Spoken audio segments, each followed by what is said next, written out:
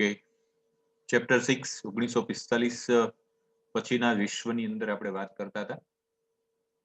આની પહેલાના બંને ભાગની અંદર આપણે જે વાત કરી છે એ બંને ભાગ ઓલરેડી તમે બધા જોઈ ગયા છો. આંતરરાષ્ટ્રીય ક્ષેત્રે ભારતનું શું પ્રદાન એ છેલ્લે વાત કરતા હતા બીજા ભાગમાં. આજે વાત કરીએ છીએ ભારત અને અમેરિકા વચ્ચેના સંબંધોની, ભારતના અન્ય દેશો સાથેના સંબંધોની. તો ભારત અને અમેરિકા વચ્ચેના સંબંધોમાં ચઢાવ ઉતાર એટલા માટે આવ્યા છે કે ભારત બિનજોડાણવાદની નીતિ સ્વીકારી. અમેરિકાની અપેક્ષા હતી કે એ ભારત છે એ આપણી સાથે જોડાશે, પણ ન જોડાય. એક અસંતોષ યુનાઇટેડ સ્ટેટ્સમાં રહ્યો, એને ન પણ ગમ્યું. પછી બીજી વાત એ કે કાશ્મીરના મુદ્દાની બાબતમાં હંમેશા પાકિસ્તાનની તરફદારી યુએસએ કરી છે, અમેરિકાએ કરી છે. એટલા માટે કે પાકિસ્તાન એમનું જે લશ્કરી જૂથ હતું એમાં એ જોડાયેલું હતું, જ્યારે ભારતે બિનજોડાણવાદની નીતિ સ્વીકારી હતી. આ કારણે પણ બંને વચ્ચેના સંબંધો સારા એવા વિકાસ ન પામ્યા. બીજું, પરમાણુ શસ્ત્રોની જે સંધિ હતી એ સંધિમાં ભારતે હસ્તાક્ષર કરવાની ના પાડી. આ ઉપરાંત 1998માં પોખરણમાં ભારતે પરમાણુ અખતરો કર્યો. એની ગંભીર નોંધ વિશ્વ લેવલે લેવાની. અને આર્થિક અને ટેકનિકલ ક્ષેત્રે ત્યાર પછી ભારતને અમેરિકાની મદદ મળતી રહી. અને જ્યારે વર્લ્ડ ટ્રેડ સેન્ટર ઉપર 11 સપ્ટેમ્બર 2001ના રોજ વર્લ્ડ ટ્રેડ સેન્ટર ઉપર આતંકવાદી હુમલો થયો, ત્યારે ભારતે પણ એ પરિસ્થિતિની સાથે અમેરિકાની સાથે રહેવાનો પ્રયત્ન કર્યો. બંને દેશો વચ્ચેના સંબંધો એના પછી ગાઢ પણ બન્યા. સપ્ટેમ્બર 2014 2015 ભારતના વડાપ્રધાન નરેન્દ્ર મોદી અમેરિકાની મુલાકાતે ગયા. સંયુક્ત રાષ્ટ્રોની મહાસભાને પણ સંબોધી. અને આમાં ઉલ્લેખ નથી, પણ તમને ખ્યાલ છે, જે તમને યાદ છે કે અમેરિકાના પ્રેસિડેન્ટ ટ્રમ્પ પણ ભારતમાં એટલે કે ગુજરાતમાં આવ્યા. યુનાઇટેડ સ્ટેટ્સ અમેરિકાના પ્રમુખ બરાક ઓબામા 26 જાન્યુઆરી 2015ના રોજ ભારતના 66માં પ્રજાસત્તાક દિન એ સમારોહના મુખ્ય મહેમાન બન્યા, ભારતની મુલાકાત લીધી. ભારતીય ગણતંત્ર દિવસમાં ભાગ લેનાર તેઓ અમેરિકાના પ્રથમ પ્રમુખ હતા. આમ ભારત અને અમેરિકાના સંબંધો સુમેળભર્યા થઈ ગયા. આતંકવાદના પ્રશ્ને બંને રાષ્ટ્રોના વડાઓ સાથે મળીને એ અંગે ચિંતિત હતા. હવે વિદ્યાર્થી મિત્રો, આપણે બીજા એ મુદ્દાની વાત કરીએ છીએ કે જેમાં રશિયા સાથેના આપણા સંબંધો શું છે. તો ભારત ભારે ઉદ્યોગો સ્થાપવામાં, સંરક્ષણ ક્ષેત્રે સજ્જ થવામાં સોવિયત રશિયાએ આર્થિક અને તકનીકી મદદ કરી રહી છે. કાશ્મીરના પ્રશ્નમાં સોવિયત યુનિયને ભારતનો પક્ષ લીધો. સંયુક્ત રાષ્ટ્રોની સલામતી સમિતિમાં કાશ્મીરના મુદ્દે ભારત વિરુદ્ધ ઠરાવ ન થાય એ માટે ઘણીવાર વીટો સત્તાનો ઉપયોગ પણ કર્યો છે. જો પાકિસ્તાનની તરફદારી અમેરિકાએ કરી છે, તો એ રશિયાએ કાશ્મીરના પ્રશ્ને ભારત માટે વીટો પાવરનો પણ અનેકવાર ઉપયોગ કર્યો છે. કાશ્મીર પ્રશ્ને વૈશ્વિક સ્તર ઉપર ભારતના મતનું સમર્થન કર્યું છે. આમ રશિયા અને ભારત વચ્ચે ગાઢ મૈત્રીભર્યા સંબંધો રહ્યા છે. એટલે અમેરિકા અને રશિયા સાથેના સંબંધોની વાત કરી. હવે આપણે વાત કરીએ છીએ પાકિસ્તાન સાથેના સંબંધો, ભારતના જે પાડોશી દેશો છે એની સાથે. તો ભારતે આઝાદી મેળવ્યા પછી તુરંત જ ભારત પાકિસ્તાન વચ્ચેના સંબંધો તણાવ ભર્યા રહ્યા. કેમ કે આઝાદી મળી 1947, 15મી ઓગસ્ટ અને 14મી ઓગસ્ટ પાકિસ્તાન અલગ થયું. એ વખતે ખૂબ બધા સંઘર્ષો ઉભા થયા. ભારત અને પાકિસ્તાન એક ઘરના બે ભાગ પાડવાના હોય ત્યારે ઘણા પ્રશ્નો થતા હોય, તો આ તો એક દેશ બે દેશમાં વિભાજિત થવા જઈ રહ્યું છે. ભારત પાકિસ્તાન વચ્ચે 1948માં તરત જ, ત્યાર પછી 1965માં, ત્યાર પછી 1971માં 3 વાર મોટા યુદ્ધો થયા. પાકિસ્તાનનો દરેક વખતે પરાજય થયો. તાશ્કંદ કરાર થયા, સિમલા કરાર થયા. પાકિસ્તાન આ કરારને ક્યારેય નિષ્ઠાપૂર્વક અનુસરતું નથી, અને એટલે જ 1999 કારગિલ, ભારત અને પાકિસ્તાન વચ્ચે આ યુદ્ધ થયું. બંને દેશોના વડાઓ પોતાની સમસ્યાઓનો શાંતિમય સમાધાન દ્વારા ઉકેલ લાવવા માટે પ્રયત્નો ચોક્કસ કરે છે, અને એ પ્રયત્નોમાં કેટલાક અંશે આપણે સફળ પણ છીએ. વિદ્યાર્થી મિત્રો, ત્યાર પછી ચીન સાથેના ભારતના સંબંધો. ભારત ચીન વચ્ચેના સંબંધોની શરૂઆત 1954માં થઈ એમ કહી શકાય. કારણ કે ચીને જ્યારે પોતાની સરહદના જે નકશા હતા એ પ્રકાશિત કર્યા, એને ચીને પોતાની સરહદનો નકશો બનાવી અને ડિક્લેર કર્યો, ત્યારે ભારત ચીન વચ્ચેના સંબંધોમાં ભંગાણ પડ્યું. શું કામ?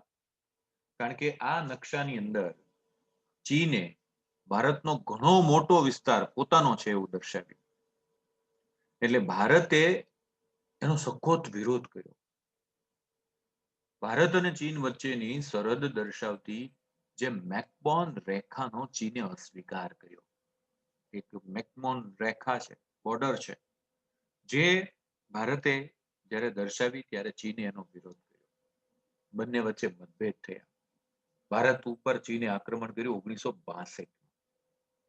જે પ્રદેશો એને પોતાના પ્રદેશો તરીકે દર્શાવેલા એના ઉપર કબજો પણ મેળવ્યો ચીને.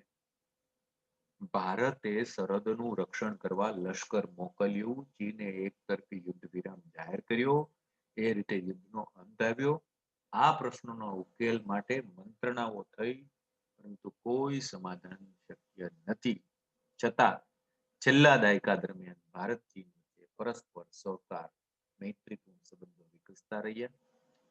ભારતના વડાપ્રધાન મોદી, ચીનના વડાપ્રધાન જિનપિંગ એ વચ્ચે રિવરફ્રન્ટ અમદાવાદ ખાતે સૌજન્યપૂર્ણ મુલાકાત પણ થઈ 2014. તો આવી રીતે ધીરે ધીરે ધીરે છેલ્લા દશકામાં ભારત અને ચીન વચ્ચેના સંબંધો છે એ સારા બની રહ્યા છે. ત્યાર પછી બાંગ્લાદેશ સાથેના સંબંધોમાં વાત કરીએ તો બાંગ્લાદેશે બહુ સંઘર્ષ કર્યો અને પછી એને આઝાદી મળી છે. 1971માં એક સ્વતંત્ર સાર્વભૌમ રાષ્ટ્ર તરીકે બાંગ્લાદેશનો ઉદ્ભવ થયો. એ બાંગ્લાદેશ પહેલા શું હતું? પાકિસ્તાનનો એક ભાગ હતો. પાકિસ્તાનના કંટ્રોલમાં હતું. પછી નવોદિત રાષ્ટ્ર તરીકે ભારતે બાંગ્લાદેશને નાણાકીય, ટેકનિકલી, ભૌતિક આ બધી સાધનોની મદદ કરી. પણ કેટલીક બાબતોમાં ભારત બાંગ્લાદેશ વચ્ચે મતભેદ ઉભા થયા. દાખલા તરીકે ગંગા નદીના પાણીના ઉપયોગ અને એની વહેંચણીમાં જે ચર્ચાઓ થઈ એ સમાધાન કરવામાં આવ્યું. પછી અતિવૃષ્ટિ, વાવાઝોડા, કુદરતી આપત્તિ વખતે ભારતે બાંગ્લાદેશને પૂરતા પ્રમાણમાં મદદ કરી. પણ બંને રાષ્ટ્રો વચ્ચે 1915માં વિવાદિત જમીન વિસ્તાર અને એ ક્ષેત્રના લોકોની નાગરિકતાના પ્રશ્નોનું નિરાકરણની વાટાઘાટો પણ થયેલી છે. તો આવી રીતે બાંગ્લાદેશ સાથેના સંબંધો. ત્યાર પછી ભૂતાન. ભૂતાન સાથે કાયમી શાંતિ અને મિત્રતાની સંધિ કરી છે 1949. ભૂતાને પણ સંરક્ષણ અને વિદેશ નીતિમાં ભારતને વિશ્વાસમાં લેવાનું સ્વીકાર્યું.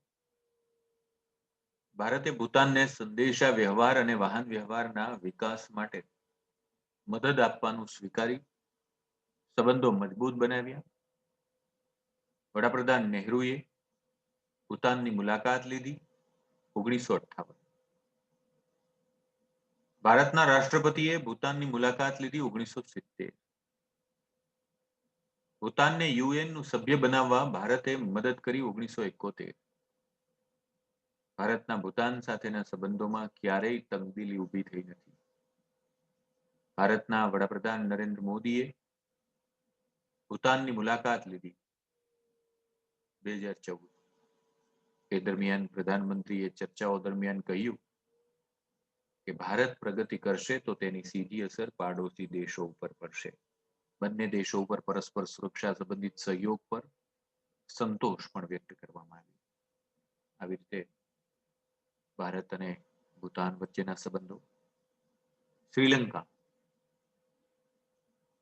શ્રીલંકા સાથે ભારતના સંબંધો ઘણા જૂના. ઘણા ભારતીયો, ખાસ કરીને જે તમિલ લોકો છે, એ શ્રીલંકામાં બહુ લાંબા સમયથી વસવાટ કરે, ત્યાં સ્થાયી પણ થયા. હવે શ્રીલંકામાં આ બધા સ્થાયી થયા એટલે શ્રીલંકાની અંદર નાગરિકત્વનો પ્રશ્ન ઉભો થયો, અને આ પ્રશ્ન વચ્ચે ભારત અને શ્રીલંકા વચ્ચે થોડાક સંબંધોમાં મતભેદ થયા. બંને દેશોએ વાટાઘાટો દ્વારા ઉકેલ કરવાનો પ્રયાસ કર્યો. શ્રીલંકાના તમિલ લોકોને થતો અન્યાય દૂર થાય,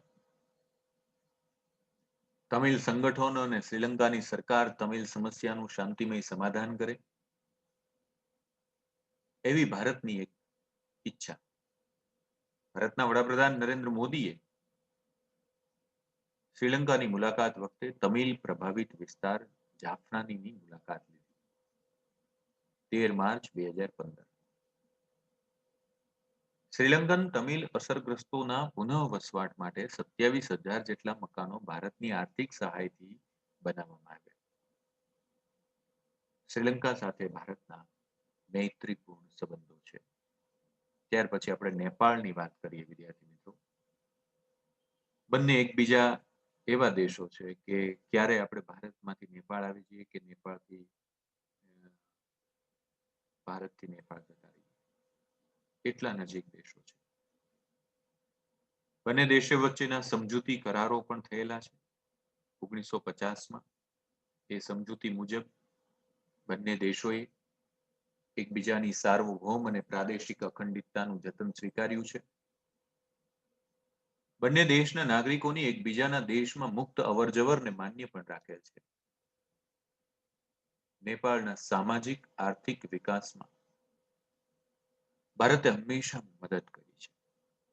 ઘણા વિદ્યાર્થીઓ ઉચ્ચ અભ્યાસ માટે નેપાળથી ભારત આવે, હિમાલયમાંથી નીકળતી કેટલીક નદીઓ નેપાળમાંથી પસાર થઈને ભારત આવે, ચોમાસામાં તેમાં ભારે પૂર આવે, ભારતને ઘણું નુકસાન થાય, નદીઓના પૂર રોકવા માટે ભારત નેપાળ વચ્ચે સમજૂતી થાય,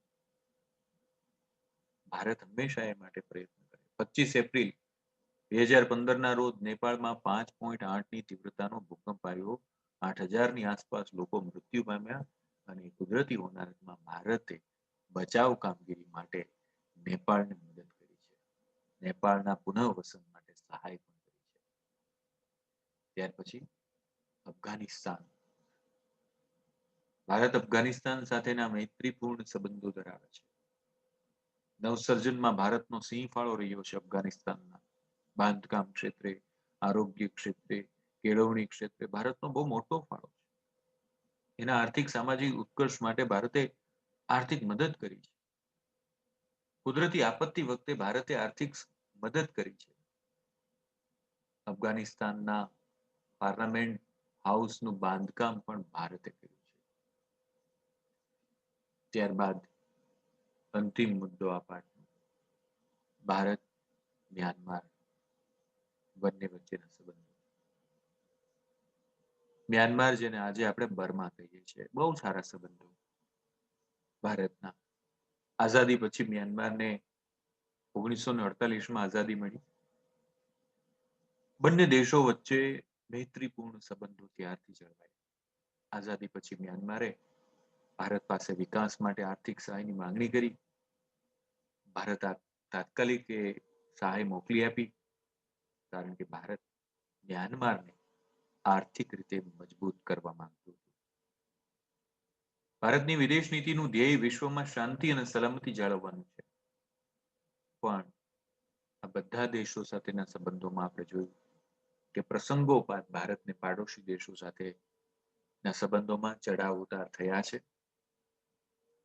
છતાં સહઅસ્તિત્વની પ્રાચીન જે ભારતીય પરંપરા અનુસાર સબળ હોવા છતાં પોતાનાથી નાના જે પાડોશી રાષ્ટ્રો છે, એની આર્થિક નીતિને પ્રભાવિત કર્યા વિના પાડોશી દેશો સાથે શાંતિપૂર્ણ અને મૈત્રીભર્ય સંબંધો હંમેશા ભારતે જાળવી રાખ્યા છે. વિદ્યાર્થી મિત્રો, આ પાઠ આપણે 3 વિભાગમાં જોયું. એના સ્વાધ્યાયના પ્રશ્નો પણ અહીંયા છે. આ તમામ પ્રશ્નો એક વખત જોઈ લેજો, એના જવાબ તમારી નોટબુકમાં લખી નાખજો. અહીંયા આપણે આ પાઠની ચર્ચા